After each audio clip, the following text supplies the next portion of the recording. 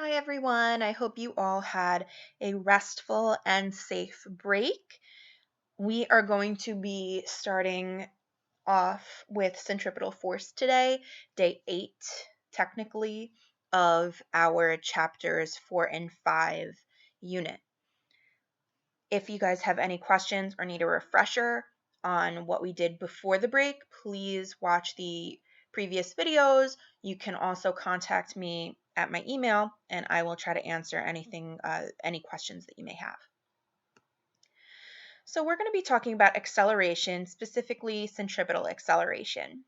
But acceleration on its own occurs because of a change in velocity.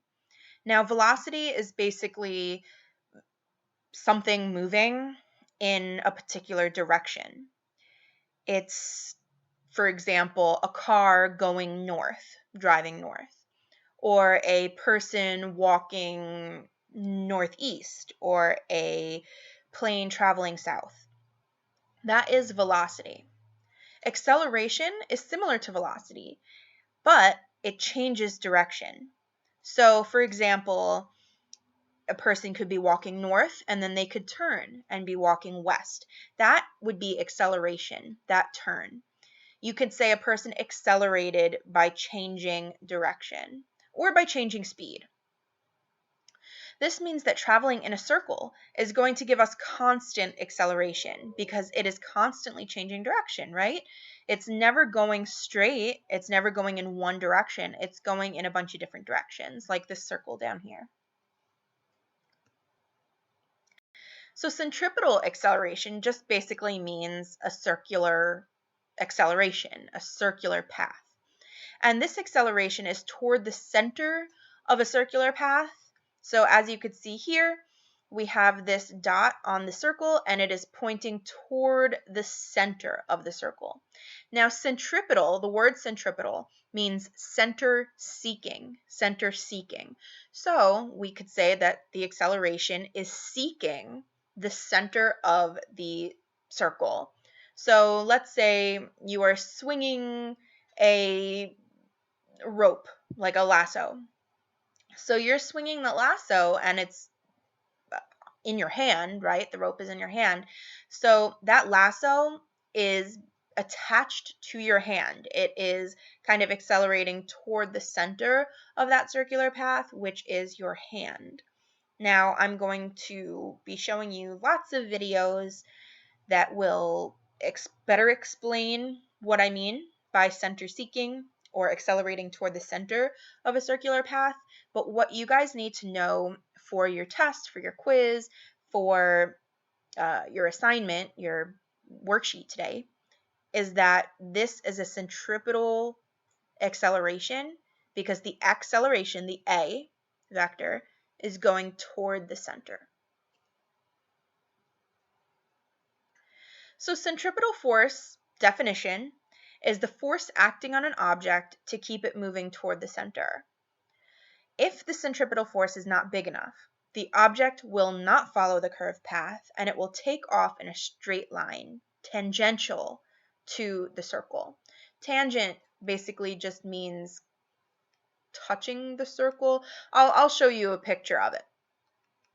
But basically, let's say you are swinging something around your head.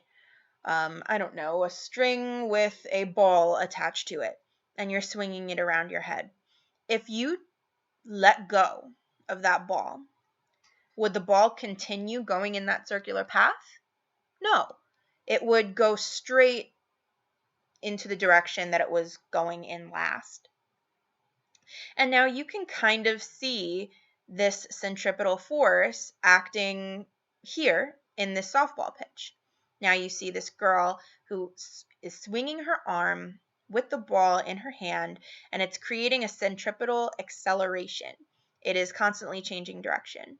That centripetal force is her arm essentially acting on the ball, keeping it in that circular path.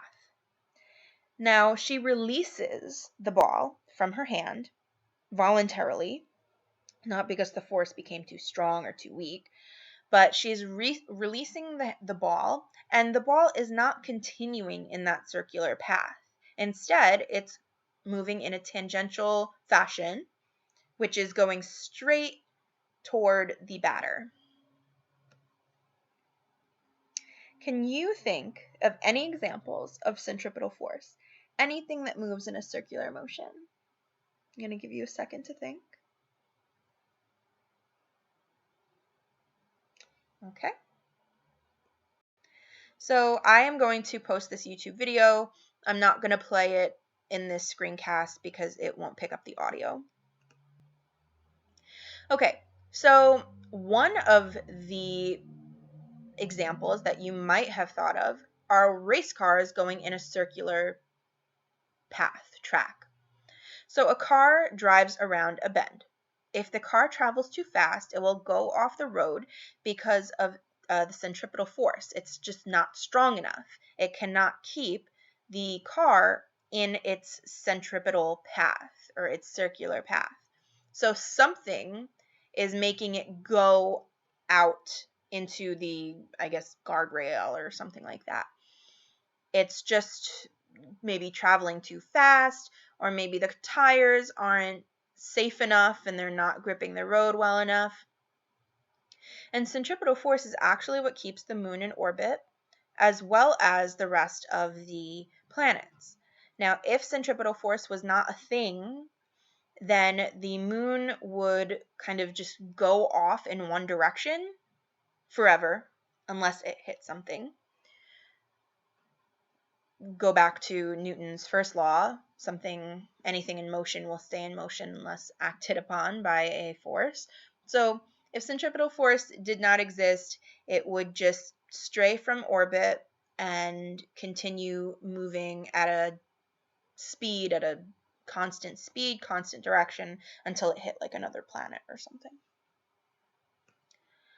So if you guys have a balloon and a penny or any other kind of circular object, so it could be a penny, it could be a bolt or something like that, you could put in a balloon and you could spin the balloon around so you could see the actual centripetal force acting in the balloon. Now, I'll post this video. You guys don't have to do it, but it's actually a really fun activity. And had we been in school, you guys would have been doing this. So it's unfortunate, but you guys can try it if you happen to have a balloon. Be careful blowing up the balloons, though, please. All right. Watch the centripetal force demonstration that I will tag in the video, in this video, and have a great day.